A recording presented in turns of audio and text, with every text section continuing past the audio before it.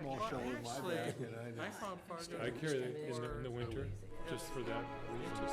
So it just, everything got all delayed. And especially the budget distracted.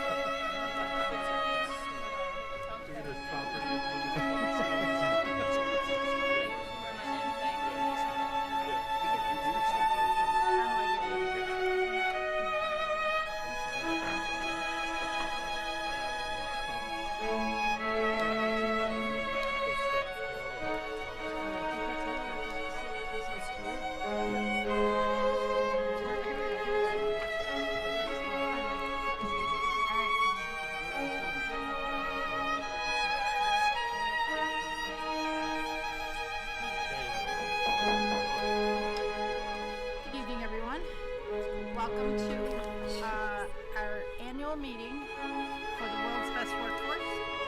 This is Monday, December 12th. We're missing the student members, I guess, don't have to be here, but Director Oliva may be here or may not. He's ill, so. Let's stand and do the Pledge of Allegiance. I pledge Allegiance to the flag of the United States of America and to the republic for which it stands, one nation, under God, indivisible, with liberty and justice for all.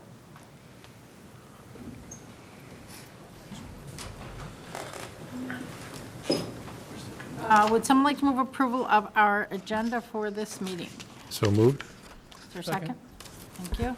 All in favor, please signify by saying aye. Aye. Thank you. We will turn it over to Mr. Melby, our Assistant Superintendent, Dave Heisted, and Andy Kubas. I don't know who's going first. You. Dr. Heisted. Thank you. Chair Bartolotto, Superintendent Fujitaki, and board directors, this is an opportunity for us to not only look at the data and see kind of the highlights and the challenges from the world's best workforce data that we've shared with you over the course of the last couple months, but look more intensively at some trends in the data. And then the majority of the time will be spent talking about the plans that will help address some of those challenges and kind of set the stage for this next few years of addressing some of the needs and celebrating the strengths. So to start with, I listed a number of strengths. First of all, I did the analysis that I did last year, and I had 68 slides all prepared to go, and I sent them around to the cabinet and everybody, and then I just had this feeling, and then I talked to Eric, and he had the same feeling. Maybe we should abbreviate the data portion a little bit, hit the highlights, and then spend more time on the plans. And I think that's good for you as well as for me. I too am losing my voice today, so I'm hoping to make it through this short presentation.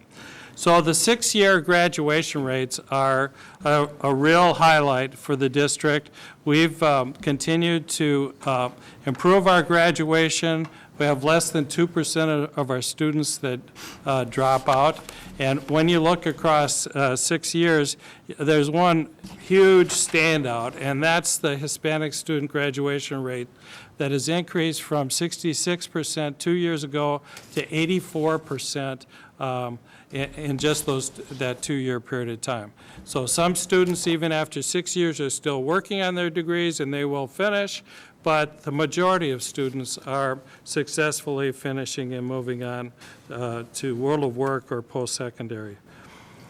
Second area is that the reading and math growth curves, when I look at the same students across time from 1st to 5th grade and from 5th to 8th grade, and compare that to the students who are mobile students who come in late or leave early, show substantial increases towards the next step. So the elementary data really shows more students prepared for middle school. The middle school data shows more students prepared for high school. And so they are moving along on this continuum of preparation for post-secondary. There was a strength with EL students in the area of mathematics, and I'll show you these graphs in just a second. There was also strengths for Asian, American Indian, and African American students in the elementary grades, showing strong progress in math as well. So math tended to be a little bit stronger with the growth curves this year, and I'll show you some of the highlights here. Here's the graduation rates. The Hispanic trend is in green, and you can see, you know, it shoots up from 66% in 2013 to 84% in 2015. All graduation rates are delayed a year. It takes that long to process the data. So coming up near the end of this year, we'll get the 2016 graduation rates. You can see that all students gained from 88% to about 92% of the students ready, which is quite remarkable, and that every group made substantial growth, with the exception of American Indian, where it's only a few students, and there they went from 75 up to 80 and back to 75. But there are less than 10 students in that graduation cohort. So that was a real strength. Madam Chair, Dr. Heisen, sorry for the interruption. Oh, that's great. If we have questions on a particular slide, could we ask them, or should we wait till the whole thing is over and then? I'm Ask only you going to to go get back. this 15 minutes, so I think we'll do it now. Okay. Yeah. Just we're doing a 6-year graduation rate. Yes. Now, is that becoming more standard for the state, or? Yes. Or do they still like the 4-year? Excellent question. It used to be that the feds and the state would concentrate on the 4-year graduation, thinking that that was the what do they say, the coin of the realm. But there are a lot of us that were disappointed with emphasis on 4-year, because our special ed students who are in transition programs would be counted as if they were dropouts then. And we have programs now to enhance readiness for post-secondary. So on this committee that I sit on for the Every Student Succeeds, the technical committee, we made the decision to emphasize 7-year grad rates. So we will still report 4, 5, 6, but the 7-year grad rates include all special ed students and should include these students that we have in special career readiness programs. So I was pleased to see that. It was a unanimous opinion of the committee to include 7-year rates. So people are understanding that you get different information if you look just at the 4-year rates. Quick question on that. Yes, please. The Hispanic rate that jumped so high, do you have any reason why that occurred? Is anything within our control, or is that? Yeah, Hispanic students were particularly held back by the old rules for graduation, where you had to pass the MCA test to be able to move on. And so many of those students hung on for a while and then disappeared. So they actually, the dropout rate was higher for Hispanic students. And I was always concerned about that really high standard for the MCA, that you had to be above grade level to be able to pass the MCA, and that a large proportion of the whole state was not passing that test the first time through. And with the math test, even after 3 times, a large percentage didn't pass the test. They changed the grad rule, and so part of this increase is due to that. The other part, I think, is really good services. The support services provided by our EL department, by our equity department, by our student support services, I think have been excellent for those students. So I think, and parents, parents are really in there pitching. So we're lucky that we're seeing many more of those students staying with us.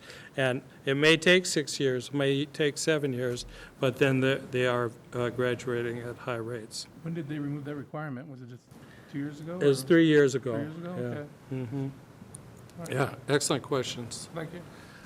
Yes, Dr. Dave, just to follow up on Jim's question and Yes, Doug. what your response was. So that 6-year graduation rate also has a little bit to do with what SLED's purpose is as well? Is that kind of information that, Yes. is that the reason why? Yeah, the SLEDS database will give you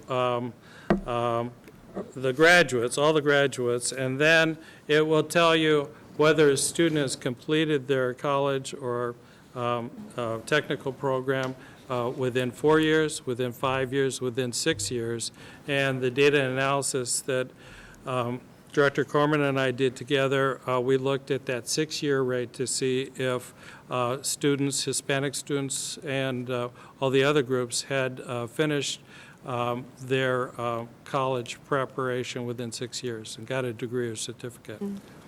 Thank And the percentage were relatively low for the Hispanic group, so there is room for more supports after students graduate from Minneapolis. And I think we're seeing that at Normandale and other post-secondary institutions now. Great, one slide generated all that. That's tremendous. This slide you saw before, it's the students that were continuously enrolled from grade 1 all the way to grade 5.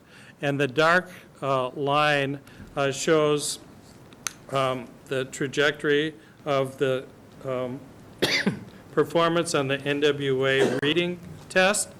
And you can see that the line was right about on track for 2-year college in first grade.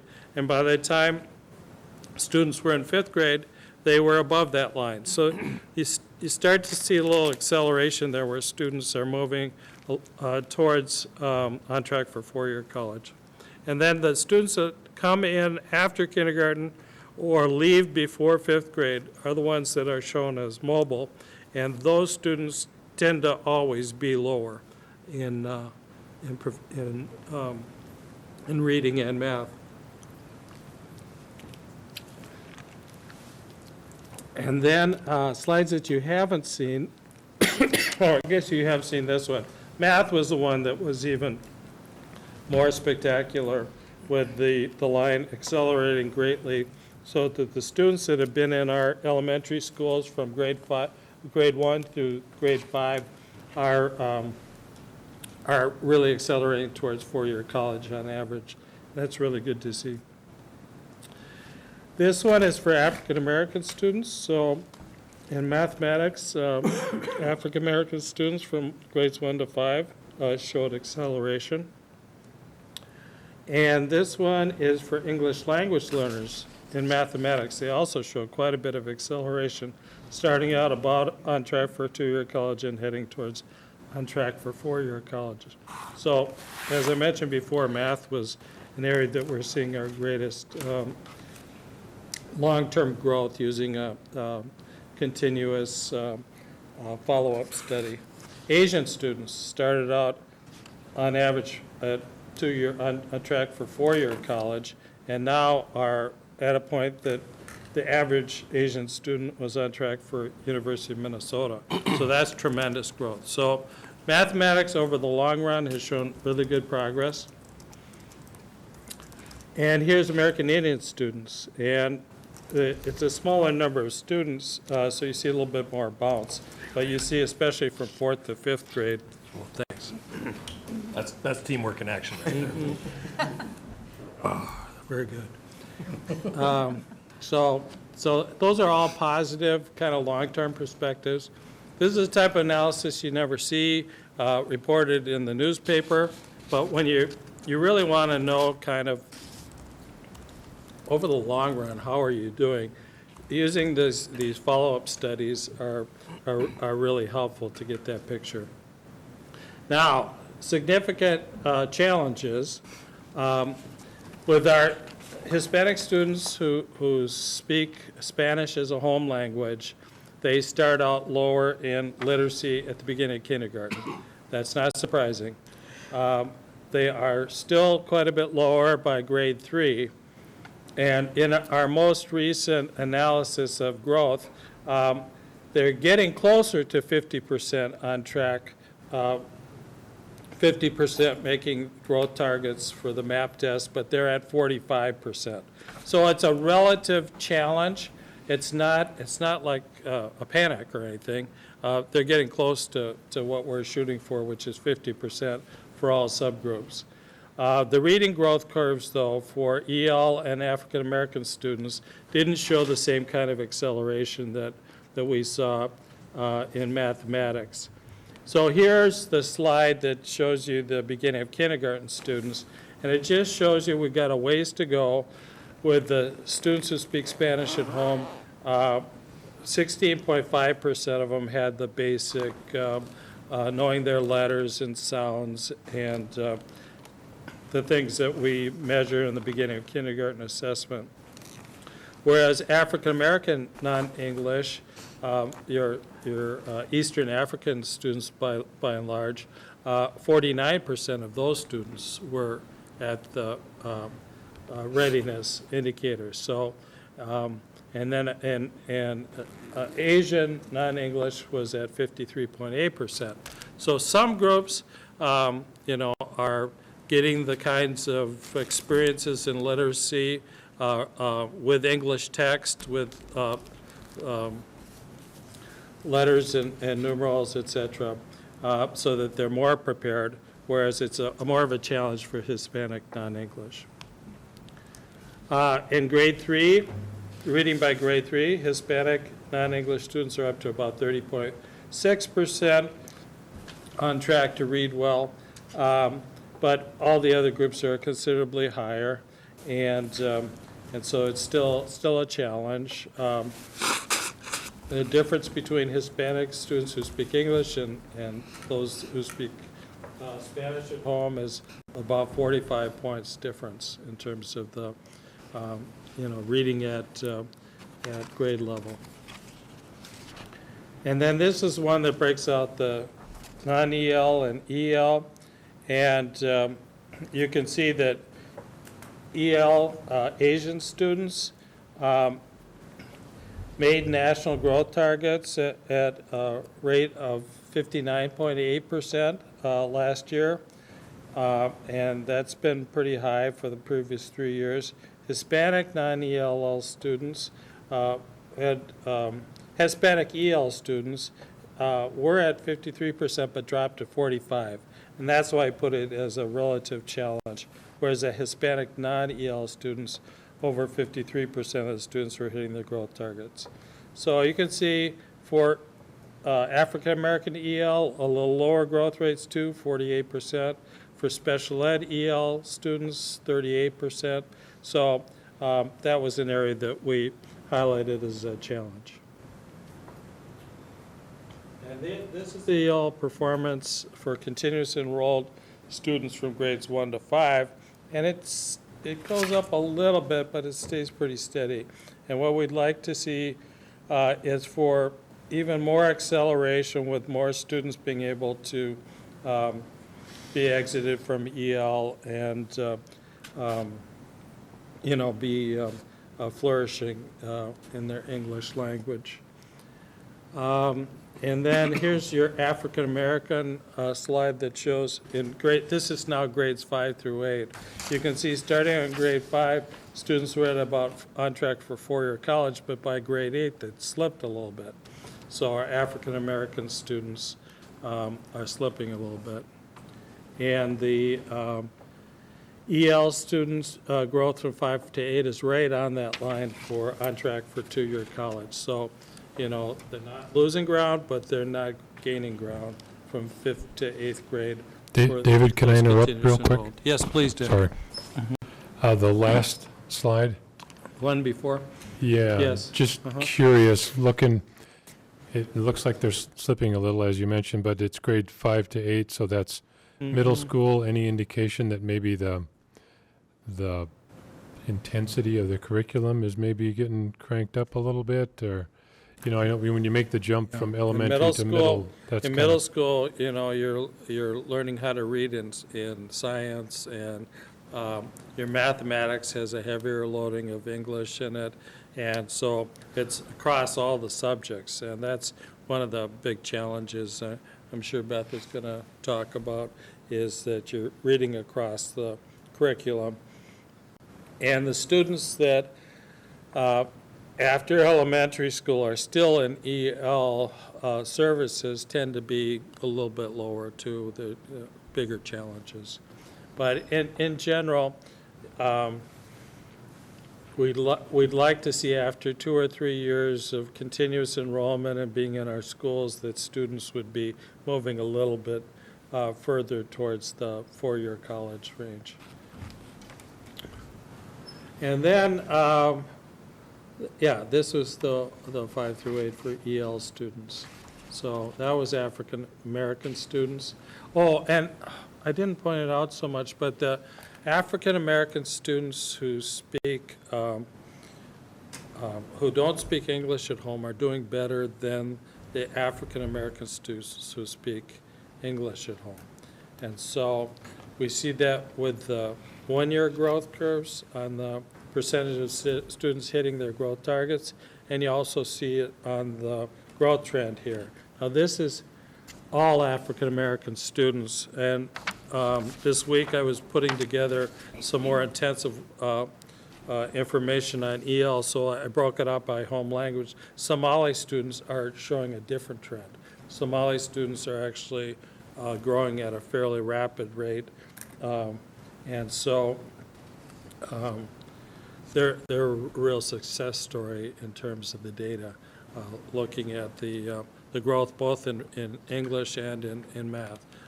Somali and other Eastern African students are doing well. And that's all I'd prepared, I believe. Oh, do I have one more? No, that's all I had prepared. And that's all my voice would allow, so. All right. Other questions are fine. Any more questions? I had one. So when we're looking at growth curves for average students, and so we'll see, I'm looking at one of the slides, the continuously enrolled, just as an example, EL students for math. And you see that, you know, and it compares non-EL to EL, and you'll see that it goes from the blue line up to the green line, which is good. Yep. But it makes me wonder, so if this is an average student, so then is our model off at the beginning, and so should a score of 100 actually be at the green line if we know that in 3 years they'll be at the green line?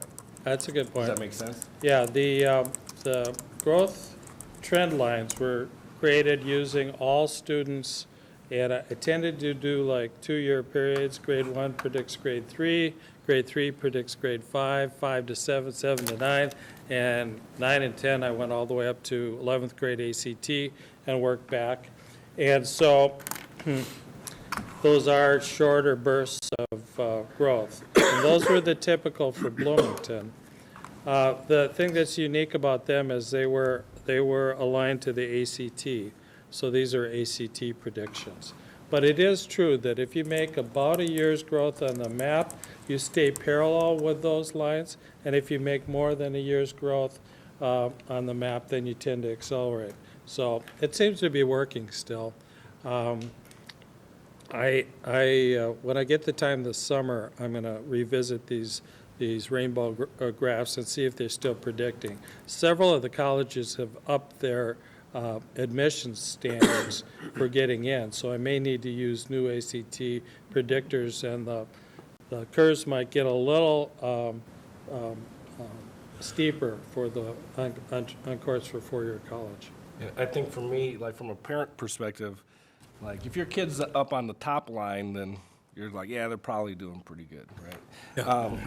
But it seems like, you know, if you're close to the blue line, sometimes they might get nervous and start saying, oh, shoot, you know, my kid's really dropping behind. But it kind of shows like, you know, on average, you know, our kids are kind of they might start a little bit by the blue line, but it's pretty normal for them to be able to accelerate or you know, to make it up. And so I don't want people to get discouraged if they see. And the individual data child graphs are so interesting to see. When I presented those, I think, last year, some of the students stayed really low for several years and then took off. It was kind of like a growth spurt for height when my son gained 6 inches in 2 years, and I inherited all of his stuff. It was great. But So growth spurts can happen at different points. Sometimes you see it's continuous and linear. Sometimes you see it's bouncing, the really bad years and really good years. So parents will call me and they'll say, oh, my scores went down. They didn't go up, they went down. I said, well, that kind of bounce happens, which for individual students, and that's why I usually present the average to kind of level out some of those bounciness. But it is true that some parents will look at their individual child's graph and say, I'm not satisfied with this, and then they'll talk to the educational team and see what can we do differently to try to get the acceleration again. Nice to see the parents are paying attention to those. Yeah, I didn't realize how big a hit it would be, but the hub is a big hit. And we don't usually emphasize it until students get closer to 4th, 5th, 6th grade. Then they've had 3 or 4 data points, and you can see a true trend. But especially the middle school parents seem to be really into it. It's a big hit with my wife and I, maybe not so much with our sons. Oh, I see. One more? So Dr. Dave, do we have data of, from all of our graduates? And I know, the world's best workforce is fairly recent. But do we have any data that we can compare from years ago to now? How many of our kids of color have ended up in developmental education once they went into post-secondary education? That's a very timely question. Just last week, I got the data from the state for the longitudinal SLEDS data that includes MARS numbers. So I can link and I can compare one year to the next year, to the next year, to the next year, and we can see if those trends are changing. It's going to take a couple weeks to clean the data, and then you probably won't see me for a couple months because we'll just be analyzing to see if the trends are changing. So next time we meet, I should have some of those data.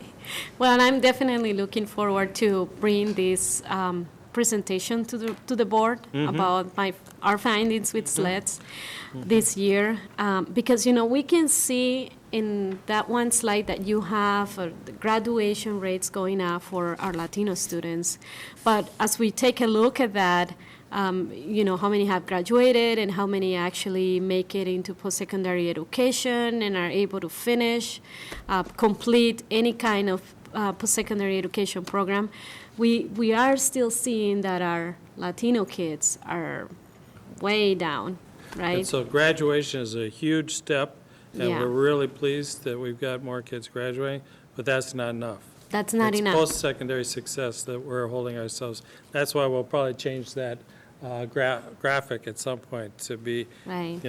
college career Right. readiness. So. Yeah, and graduation is not really necessarily meaning they were ready. But it's necessary. If you don't graduate, then you really have, depressed Yeah, well, outcomes. and we know there's a lot of So factors in there. hopefully we could schedule a you. 5 to 10-minute presentation of the board at our next retreat where we could go through the data that Director Corman analyzed for her project. Thank you. All right, let's move on. All right, so you've seen the data from Dr. Heisted, and now you get to hear about the plans that we've put into place to address what you're seeing in the data and help all students succeed. So I brought some teammates along to help present that plan. This is, I think, my 3rd World's Best Workforce meeting, but for me it's the world's best workforce meeting because I have these guys here to help me this time. And by these guys, I've got Rachel Jens and Dr. Jenna Mitchler, elementary and secondary curriculum and instruction specialists. I skipped over Beth in the middle, Beth Stenglein, who is our EL program supervisor.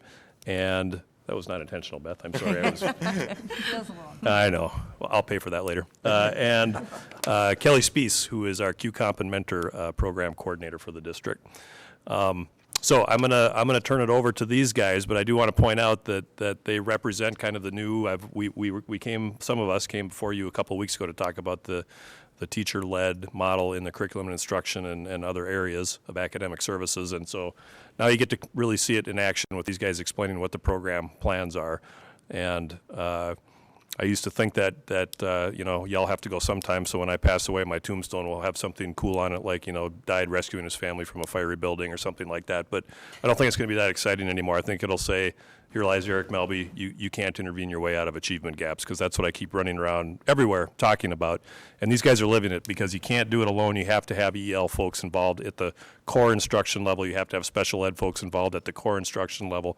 You have to take advantage of teacher professional development through PLCs. Anyway, you'll hear more and more. And then Andy Kubas is batting cleanup at the end of the table, and we'll talk about how the achievement integration plan weaves into all this at the end. So without further ado, here's Rachel Jens.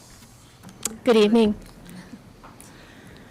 All right, well, as you know, one of our first goals is to make sure that all of our students arrive in our elementary buildings ready to begin their journey. And so I want to talk a little bit about some of our plans at the early childhood level. Last year, we had a team of teachers and leaders from Early Learning Services focus on developing curriculum units for our preschool programs. What was unique about these new units is that there was an intentional effort to really integrate social emotional learning with language and literacy, knowing that a lot of what makes our students ready to come to school is a solid base in social and emotional skills. I don't think that it was intentional that Mr. Melby skipped over Beth. I think we put her strategically here because really we do want to have integration and embedded support for our ELs and what we do. So I'm going to have her talk a little bit more about how we've embedded language supports into those units. Yeah, so we're kind of working backwards a little bit, because we actually started embedding supports in our elementary program, but that worked so well, which we'll talk about in the next slide, that we've been working with Receive this year and the staff at early childhood to embed supports for English learners into the standards. So one of my teachers on special assignment is embedded into that work. She's there, and we're looking at kind of 3 areas to kind of focus on. We're looking at focusing on first language, like what are the language needs of these students that would happen in the classroom while they're in early childhood. We're also looking at what are first language supports we can provide, because I know that Dr. Heisted referenced the Latino students who have lower literacy rates, and a lot of that goes back to being literate and proficient in your first language. So we're looking at how we can support that, not just for our Latino kids, but for all of our learners. And then the other part is the outreach with parents of English learners. So our starting place this year is to be part of the process. They did develop the standards, so we're going to go back and look at how we can embed into the standards that are done. And then as they continue to work on the additional standards, we will be part of that process, and we will be part of that staff development as we work with the teams of teachers, because the percent of families that identify English as a second language at the preschool level is quite high. Another strategy that we're utilizing at this level is our revised curriculum review process. We see it as an opportunity to really encourage collaboration between our preschool teachers and our elementary teachers, so that as we develop curriculum at both of those levels, we can make sure that what kids are learning in preschool is going to be well connected to what they're going to be learning when they come to kindergarten and then move into first grade and the other primary grades. So this year we are actively reviewing math, and we have preschool teachers who are participating on that committee, working in collaboration with their kindergarten and first grade counterparts to do some cross-grade level alignment with their standards. I will also highlight engagement and our QComp and mentoring programs that Kelly can talk a little bit more about as well. We do make sure that we have access for teachers in our early childhood, our preschool programs, to have mentoring and QComp coaches to work with as well. This year, those coaches are really focusing and providing some support related to engagement, both student engagement and family engagement. We also have professional learning communities that we're utilizing as a strategy at our preschool level. Those teachers meet regularly in professional learning communities with their colleagues to look at their assessment data and to look at strategies for making sure that the students are learning what we've clearly laid out as the goals in those curriculum units. At the elementary level, our benchmark there is that we want all students to be on course, reading at grade level by 3rd grade. Our primary strategy, again, similar to our preschool counterparts, elementary teachers worked very diligently across sites. We had teachers come together from all of our various elementary schools to do cross-site work in developing new units of study. We really pride ourselves on creating units that integrated all of the strands of literacy. So reading, writing, speaking, viewing, listening, language, all of those kind of intertwined together so that instruction didn't feel fragmented. Those units, again, had embedded supports for English learners, and that was done right from the get-go. We wanted to make sure that our classroom teachers knew the strategies for making sure that our English language learners were successful too, that it wasn't just relying on instruction from our EL teachers. Okay. All right. Secondly, we have a district team working on our assessment processes. We want to make sure that we have a balanced assessment system in place that actually provides data that teachers find useful for driving their instruction. So we have embedded assessments that measure students' progress towards meeting grade level standards with those ELA units of study. We're also using a new diagnostic reading assessment that provides teachers with information about each student's individual strengths and needs as readers. Teachers are actively using the data from that individual assessment to plan small group instruction for students. We're also working with increasing opportunities for embedding technology into our instruction. So teachers are receiving professional development on best practices related to the use of digital materials. They have release time this year to work on integrating technology into their lessons and working with how do we use these Chromebooks and iPads that we now have in our classroom to really have an impact on personalizing learning for students. Mentors and teacher evaluation coaches are also working collaboratively with staff around engagement again, making sure that teachers have access to classroom data that will help them know to what extent their students are engaged. And they are also working with their PLCs to collaborate and review that assessment data together.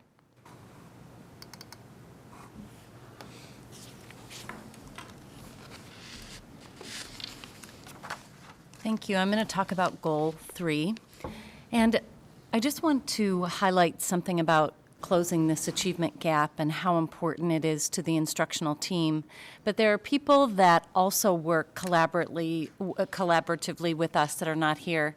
We work very closely with the OEE team, and we meet with them regularly to make sure that we're being sensitive to the needs of all learners in our district.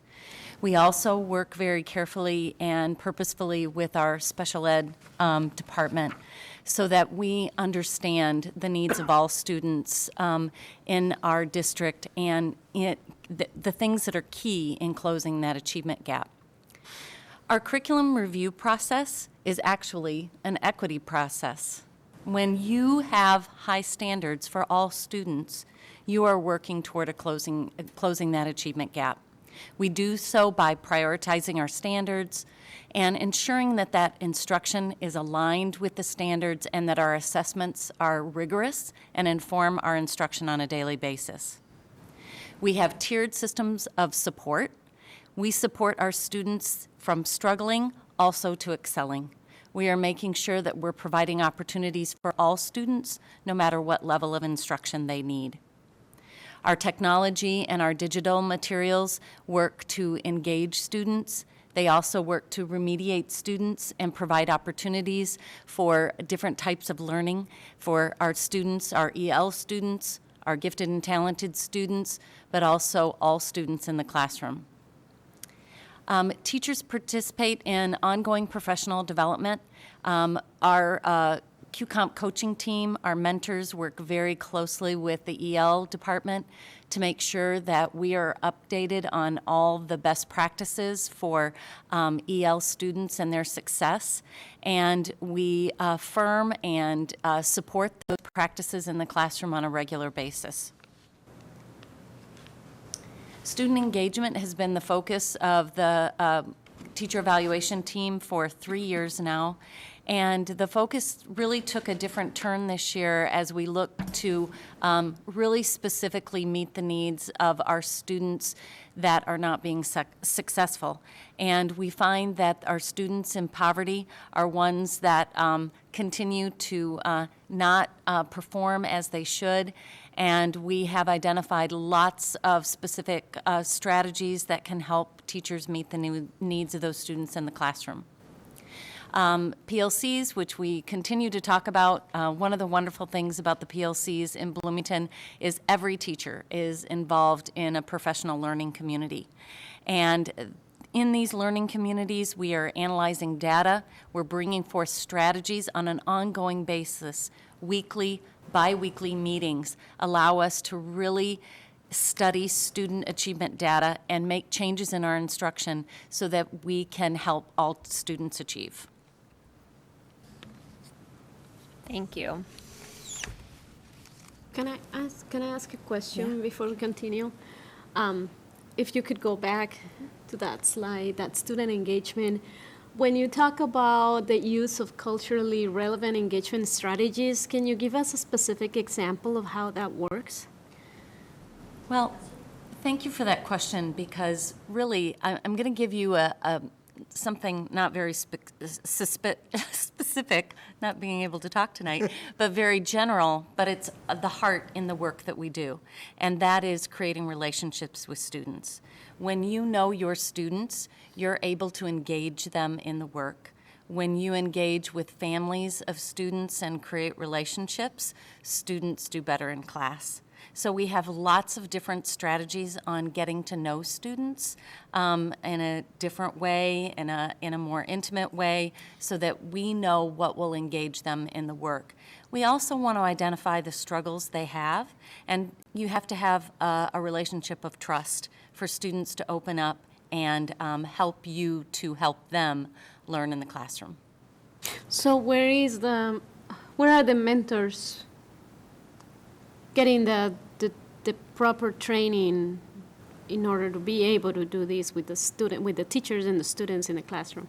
We meet weekly, and those weekly meetings in our PLCs, we are creating strategies based on research. Currently, we're using Jensen's work on students in poverty. Okay. And we also, if you would like to go to our, if you would like to go to our QComp site, you will find just so many different resources and articles that we're constantly bringing to teachers, so that no matter what grade they teach or what level they're at or what content they have, they should be able to find strategies to engage students. So that's where you're going to see specific, and I think there are probably about 250 strategies in there right now. Okay, thank you. Right, thanks. Bloomington's fourth goal is for all students to graduate from high school. And a common thread, I think, through all of the talking points you've heard so far has been collaboration. And this is another area where we have a lot of collaboration as we work towards achieving this goal. In the beginning of the school year, we have Summer Leadership Academy, where we bring together the leaders from each of the buildings in our district, and those leaders create their site strategic plans. So these building leadership teams develop their goals that they'll work to achieve throughout the next school year. And then they also start to articulate some of the professional development that they see their staff might need throughout the year in order to impact student learning. So some of the things that this year those site strategic plans are working towards are reading strategies, professional development around reading strategies. There's equity work has a piece in that, and then ACT prep is a big one for our high schools. In regard to differentiated student support, our high schools offer several programs for engaging students in curriculum that will help them to be successful and work towards graduation. Some of these things you're probably familiar with, but AVID, Advancement via Individual Determination, is one of those programs. We still offer academic seminars at our high schools, and then the sectional breakouts where teachers will come in to support other teachers as they work with students who might need some remediation or additional enhancements. And then additionally, the QComp coaches and the mentors are working to identify programs and learning supports that students might need in order to complete their coursework as they work towards graduation.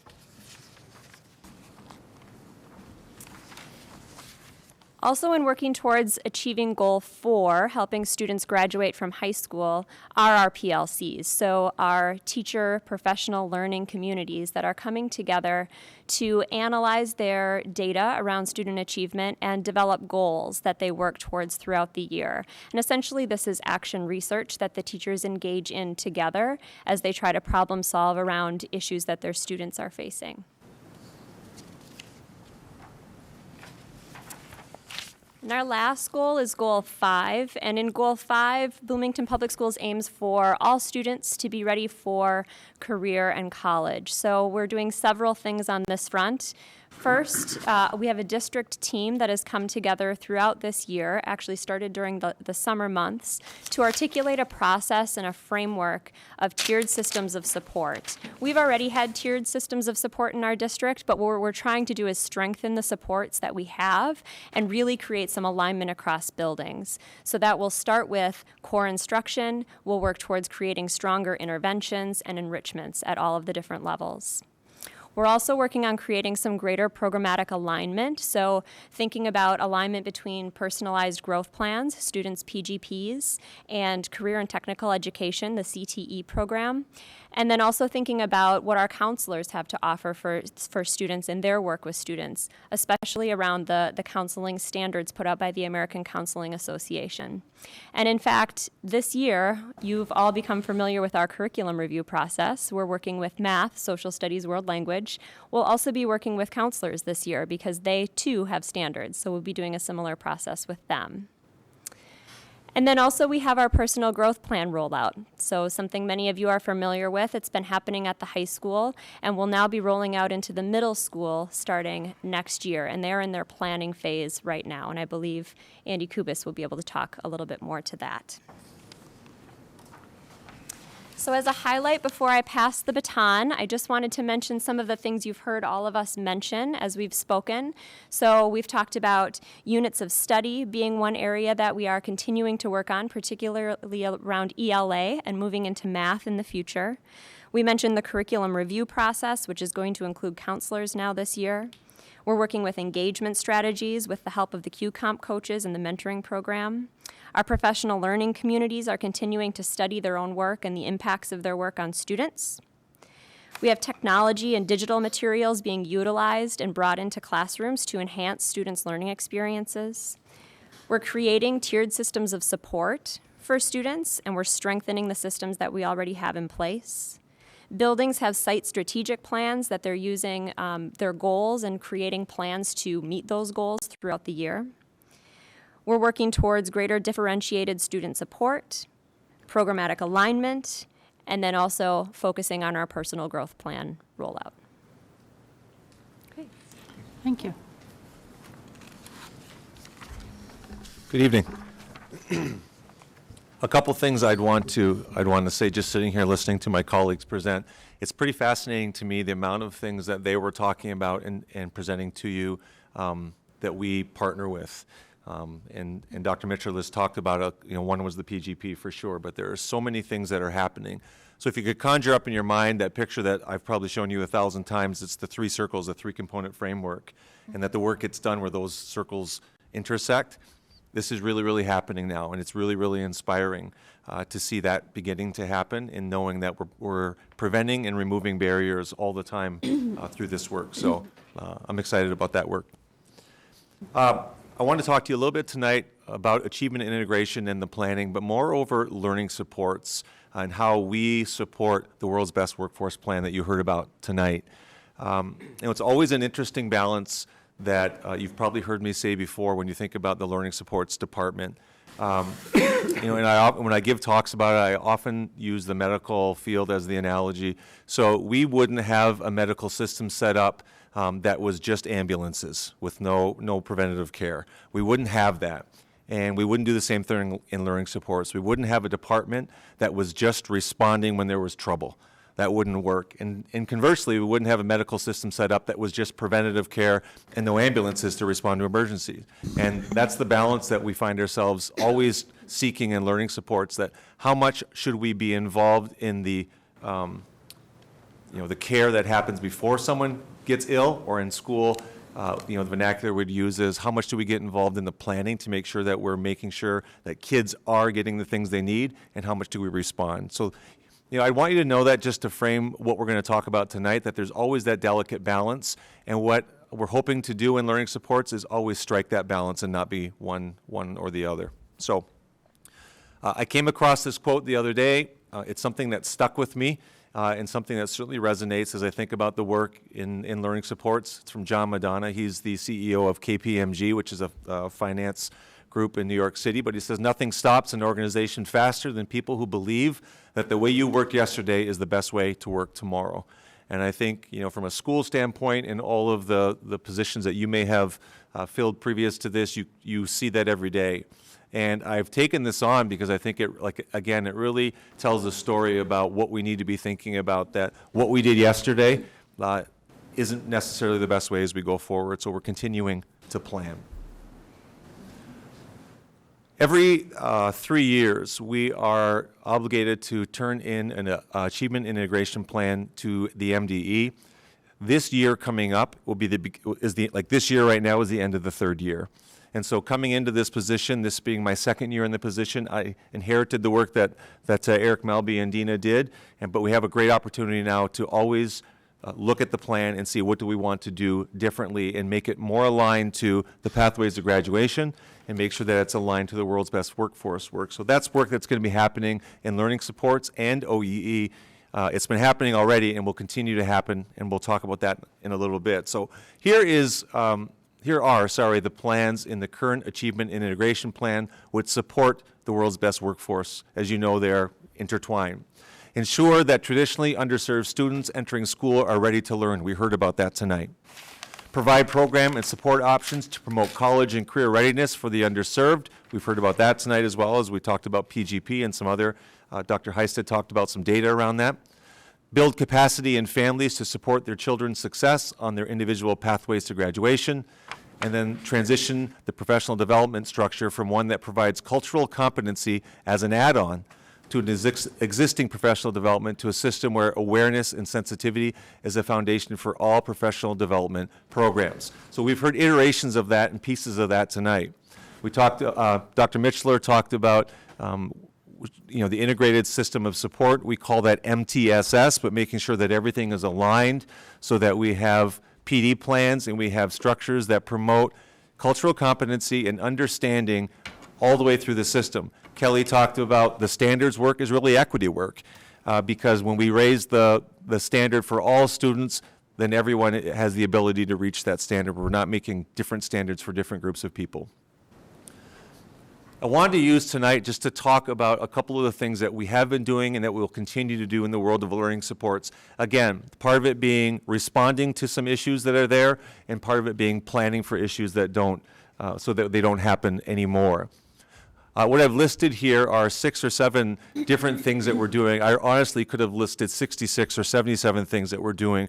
And I'd be happy to come back at some point and talk about all the things we're doing. But I wanted to list some things and talk about some stuff that I feel, and my team are germane to what we're being talked about tonight. The first thing I do want to spend a little bit of time on is the attendance plan and give you just a brief overview of what that means. Most school districts, and Bloomington is no different at this point, the attendance plan is what I would call a Tier 3 attendance plan. That means we have a plan when students struggle. We know what to do when they struggle, but we don't do Tier 1 and Tier 2 very well. Tier 1 is how are we educating our families and our public about what it means to be in school and the importance of it. Tier 2 is what do we do when students begin to show the symptoms that they might have an attendance issue. And then Tier 3 is when we really know we have an issue. Currently now we're starting with the elementary group. We're meeting with a group of elementary principals as well as the district learning supports team in elementary to come up with what are the issues that we're seeing in attendance, and then merging those two groups together to come up with a robust 3-tier plan about what it means and why it's important to be attending school on a regular basis. We're starting with elementary for a couple different reasons. Dr. Heisted would tell you through the data, it's 95%, I think Dr. Heisted has discovered is the magic number in Bloomington for a student to be here, to be able to make the best of their education. It's not very many days. It's about 7 days. If you miss 7 days, you're underneath that 95%. And so as I think about the way we have to educate our families about that, it's really, really important. It's also really important that we have that 3-tiered approach to make sure that all families are getting the treatment that they need.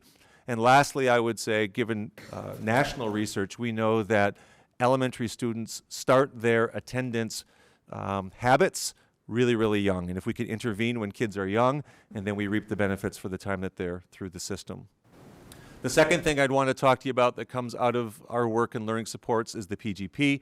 Dr. Mitchell talked about it. You've seen it before, but the PGP is something that we're really excited about. We lead that through the work of Cheryl Martin in learning supports.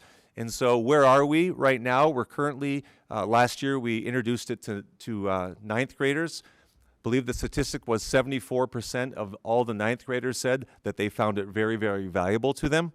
95% of all the ninth graders said they're more interested in hearing more about what it means to go post high school. They want more, they're thirsting for more, they want some help. And so what the PGP is planning to do is make sure that we are getting information into the minds and the hands of the students so they can make better decisions when it comes to their post-secondary world. We know it's a 2-tiered approach at least, that we don't have all the answers as an organization, but if we can empower students to make good decisions, then we get at the problem in 2 different ways. So that's an overarching view of what the PGP is really looking at getting. The MTSS, Dr. Mitchell talked about that, about bringing coherence to all the plans that we have, and we make sure that we're a part of that in learning supports. I've come to you before to talk about targeted services. Gina Miller and I talked about how we have changed the paradigm to targeted services to become something that's more of an opportunity gap seeker for our families and for our kids. And so we're doing that work, and then we're also doing the work with the after-school classes. So we're taking that same thought about giving information around what they need for opportunity and making sure that the after-school classes have it as well. Just quickly, in the sake of brevity, the equity plan, be happy to come and talk to you about what that is. We gave a preview to you as we did our workshop last time, and you all have your books for your homework for the Jensen book, and I'll send an email out, but we'd like to have chapters 1 and 2 done before the next time we get together. We can talk about that later. The equity specialists doing Check and Connect, and then our leadership group. They have a leadership group in the Office of Educational Equity that has 250 students in it, and the work that they're doing along the lines of everything I'm just talking about is quite good. So, current achievement and the integration of the new plan. Like I said, every 3 years we're required to submit that plan. We will submit the new plan in early spring, which is March 15th. And the plan has to be aligned, as always, with this World's Best Workforce Plan. So look for that coming. As always, every time we get to do the new plan, we want to make sure that we pivot it 10 degrees towards this. We don't want to have 2 different plans out there. The integration plan and all the plans should align with our pathways to graduation and should align with the World's Best Workforce Plan. Every time we get a chance, we pivot it closer and closer. What we're doing right now, we've assembled a leadership team that will guide that work that I just talked about. We've already attended some sessions with the MDE for the new plan and the parameters around it. And again, we'll continue to align that plan with our current pathways work. So in closing, lots to talk about. Like I said, I could have talked for another hour about the stuff that we're doing. We're excited about our partnership with instruction. And so we look forward to coming back in the next few months to outline the happenings and items in the learning supports area. But what I'd want you to walk away with tonight is just understanding how closely we work together, and that when I very first came to you, I said, we want to be involved in question one. We want to be there for the planning, and that's coming to fruition, and we're excited about that. Thank you. Thank you. Unless there's a very short question, I think we'll, Save them for the next time. okay. All right, we'll call this World's Best Workforce meeting adjourned. Thank you.